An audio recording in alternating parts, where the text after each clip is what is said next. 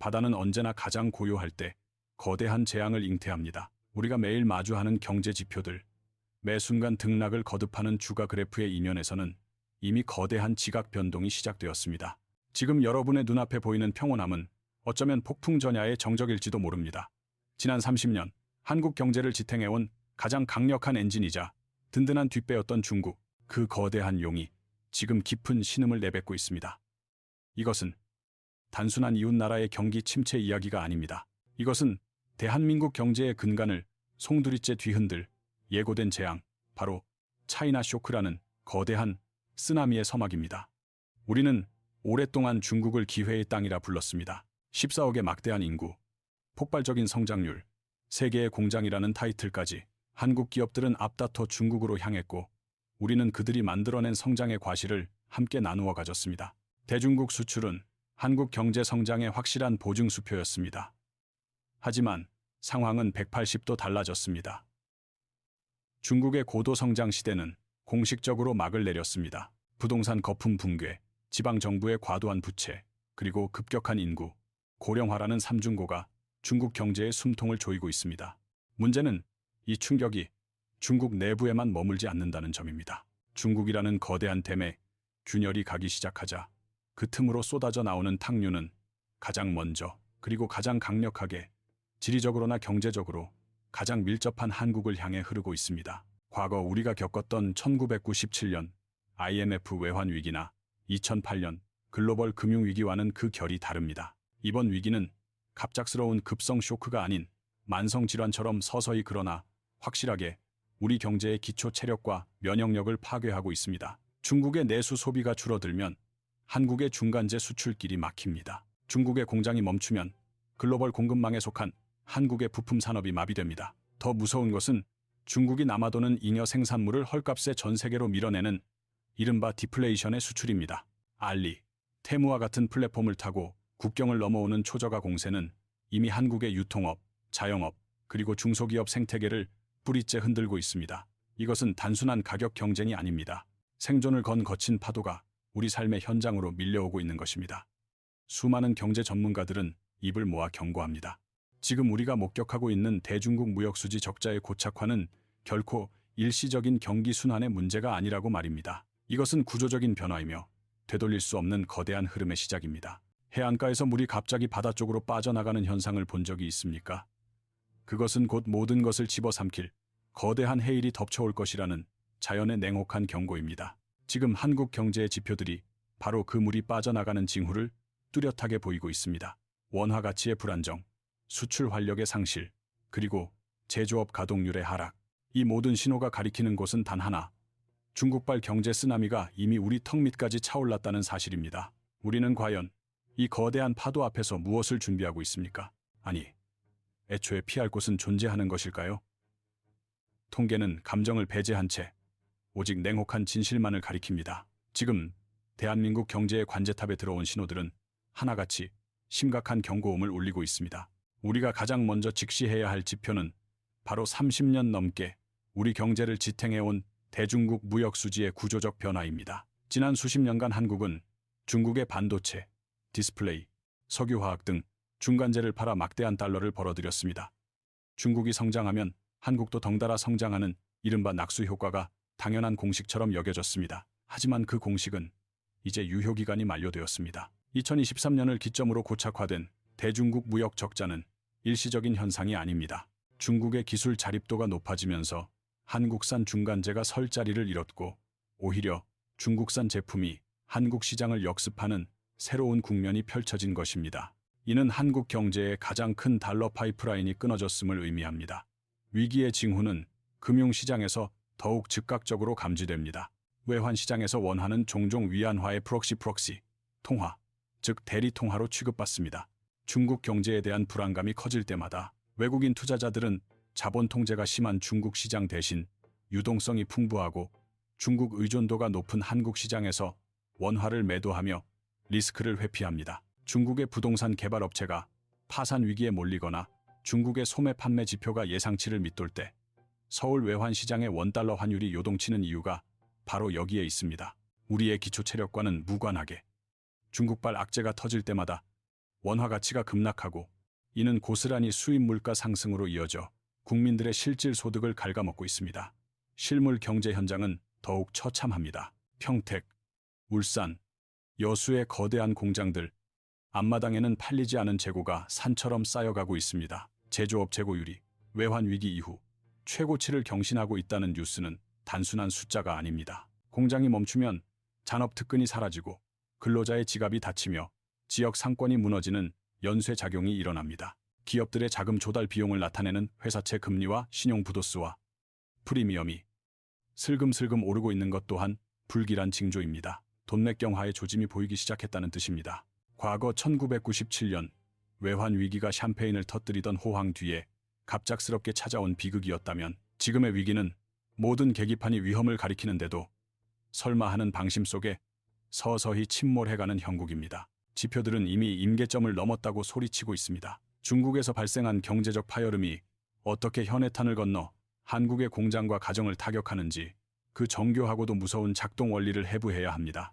이 충격의 전이 과정은 크게 실물 경제의 구축, 크라우딩 아웃과 금융시장의 동조화 커플링라는 두 가지 경로를 통해 진행됩니다. 먼저 실물 경제 측면에서 우리는 중국의 디플레이션 수출이라는 전례 없는 현상을 마주하고 있습니다. 부동산 침체와 내수 부진에 빠진 중국 기업들은 생존을 위해 창고에 쌓인 막대한 재고를 원가 이하의 헐값에 해외로 밀어내고 있습니다. 과거에는 중국산 제품이 저품질의 대명사였지만 이제는 드론, 배터리, 전기차, 정밀 기계 등 첨단 분야까지 압도적인 가격 경쟁력을 무기로 전 세계 시장을 잠식하고 있습니다. 이는 한국의 중소기업뿐만 아니라 철강, 석유화학 등 국가기관 산업의 가격 결정권을 무력화시킵니다.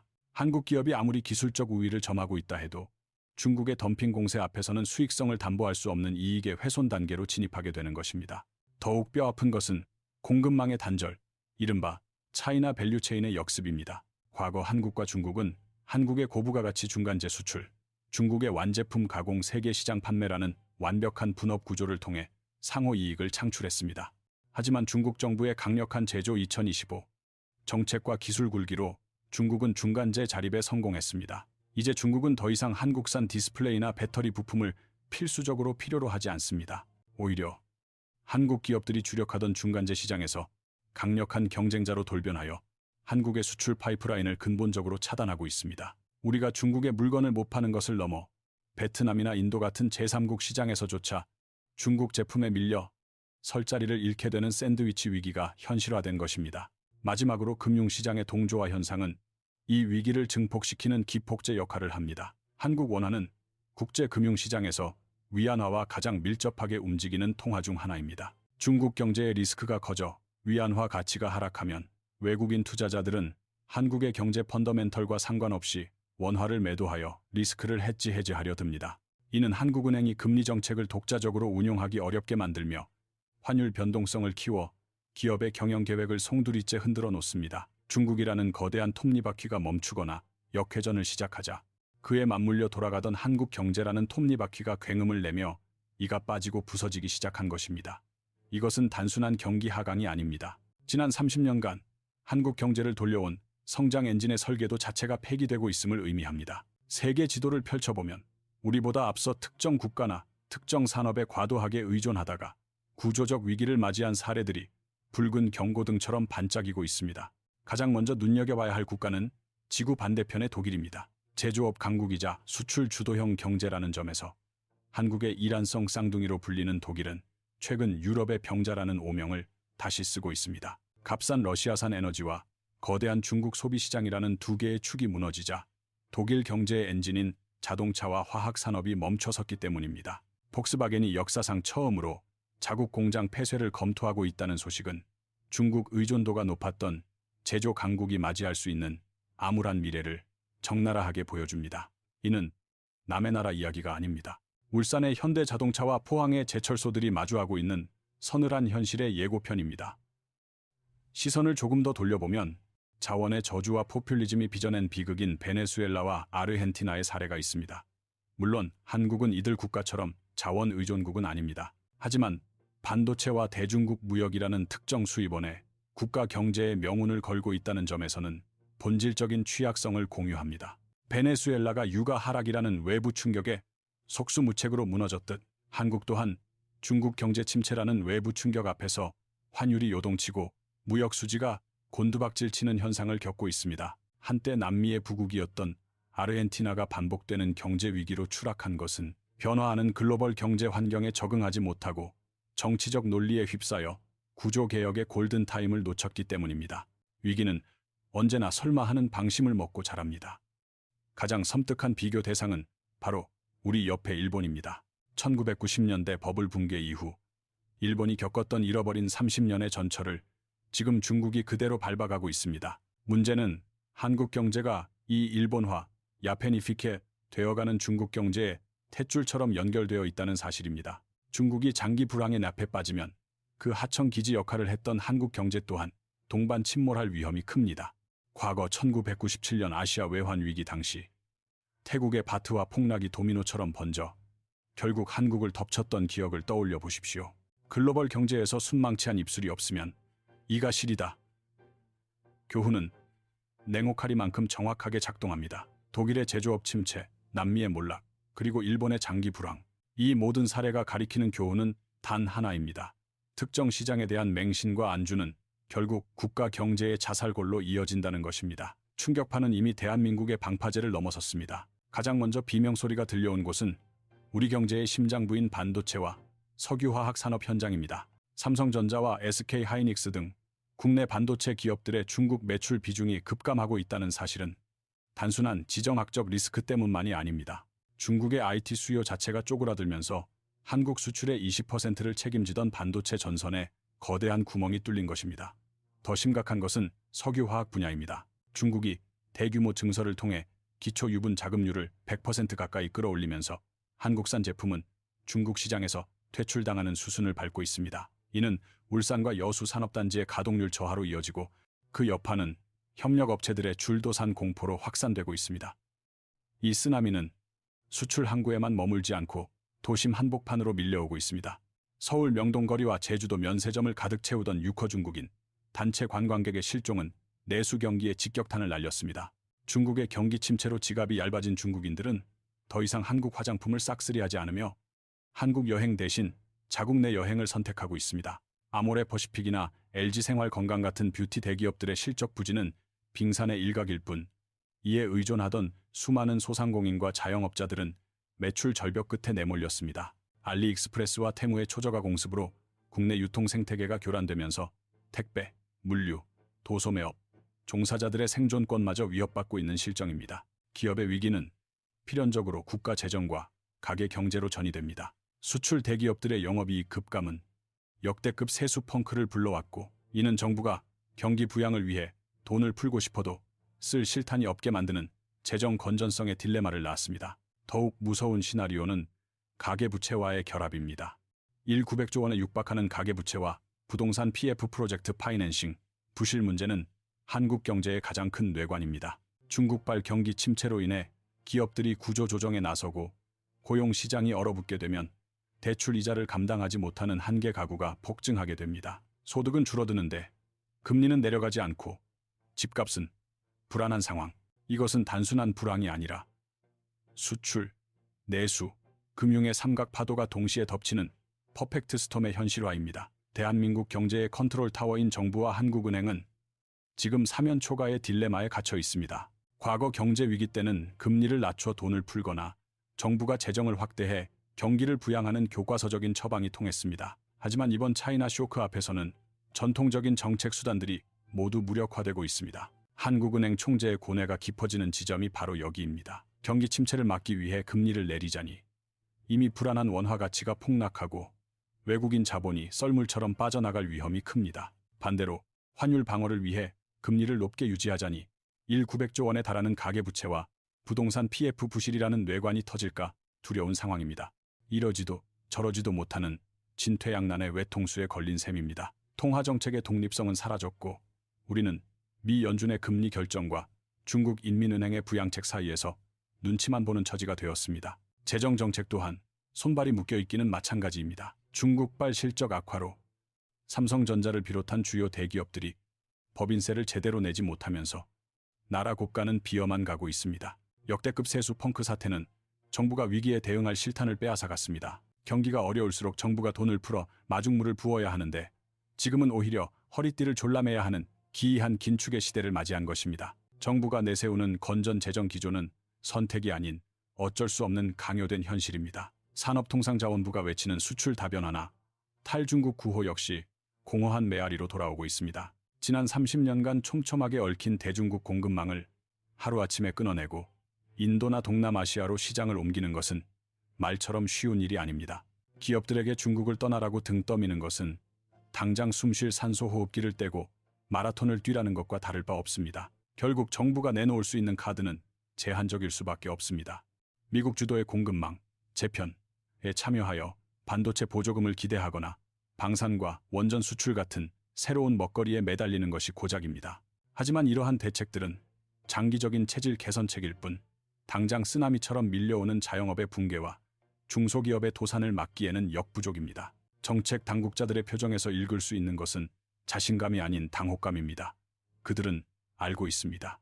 이번 위기는 단기적인 부양책으로 해결될 성질의 것이 아니며 한국 경제가 지난 수십 년간 누려왔던 중국 특수라는 달콤한 마약에서 깨어나 고통스러운 금단 현상을 온몸으로 견뎌내야 하는 구조적 수술의 시간이라는 것을 말입니다. 거시경제의 거대한 담론이 탁상공론처럼 느껴질지라도 그 파도는 결국 개인의 식탁과 통장을 가장 먼저 덮칩니다. 국가가 그리고 기업이 더 이상 우리를 온전히 지켜줄 수 없는 시대, 바야흐로 각자 도생, 그즈 도선의 냉혹한 시대가 도래했습니다. 차이나 쇼크가 불러온 저성장 고착화 국면에서 개인이 취해야 할 첫 번째 생존 전략은 부채의 다이어트입니다. 지난 수년간의 상승장에서 학습된 빚을 내서라도 자산을 사두면 언젠가 오른다는 부동산 불패 신화는 이제 가장 위험한 도박이 되었습니다. 중국발 디플레이션 압력은 실물 자산 가격의 하락을 유발할 수 있으며 불안한 환율과 대외 여건은 고금리 기조를 장기화시킬 가능성이 큽니다. 현금 흐름을 꽉 막고 있는 과도한 부동산 비중을 줄이고 언제든 현금화할 수 있는 유동성을 확보하는 방어적 포트폴리오로의 전환이 시급합니다. 이제는 얼마를 버느냐보다 얼마를 지키느냐가 부의 척도가 되는 시기입니다. 두 번째는 통화 포트폴리오의 다변화입니다. 앞서 파트에서 분석했듯 원화는 국제금융시장에서 중국 리스크에 가장 취약한 프록시 통화입니다. 나의 모든 자산을 원화로만 보유하고 있다는 것은 내 자산의 운명을 흔들리는 중국 경제에 전적으로 맡기는 것과 다름없습니다.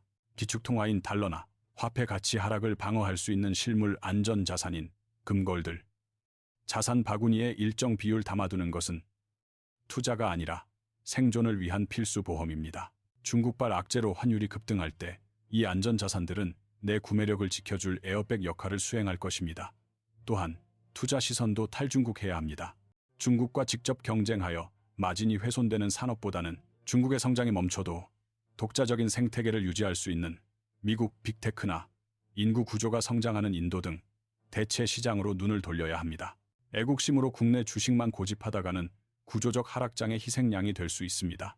마지막으로 가장 근본적인 생존 전략은 대체 불가능한 역량을 갖추는 것입니다. 알리와 테무의 공습에서 보듯 중국의 저가 공세는 제조업을 넘어 유통, 디자인, 플랫폼 서비스 시장까지 넘보고 있습니다. 단순히 성실하게 일하는 것만으로는 저비용 고효율로 무장한 중국의 인력이나 시스템을 당해낼 수 없습니다. 중국이 쉽게 모방할 수 없는 창의적 영역, 고도의 숙련 기술, 혹은 사람 간의 미세한 교감이 필수적인 휴먼 터치 영역에서 자신만의 해자 모아를 구축해야 합니다. 평생 직장의 개념은 사라졌고 내 명함이 언제든 휴지 조각이 될 수 있는 불안한 고용 환경 속에서 믿을 것은 오직 나 자신의 경쟁력뿐입니다. 차이나 쇼크는 우리에게 서늘하게 묻고 있습니다.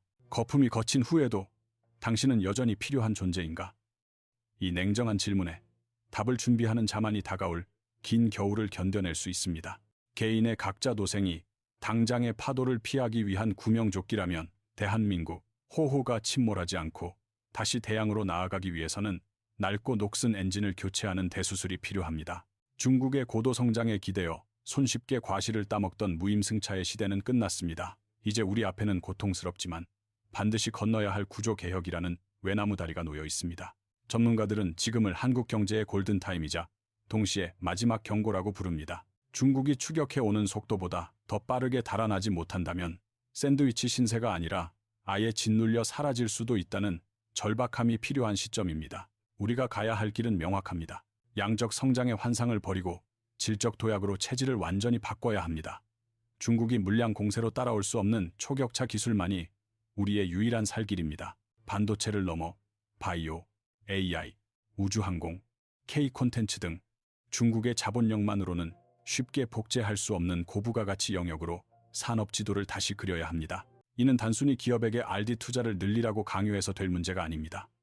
실패를 용인하는 사회적 분위기, 규제에 묶여 싹조차 틔우지 못하는 신산업에 대한 과감한 족쇄 풀기, 그리고 창의적 인재를 길러내는 교육의 혁명이 동반되어야 가능한 일입니다.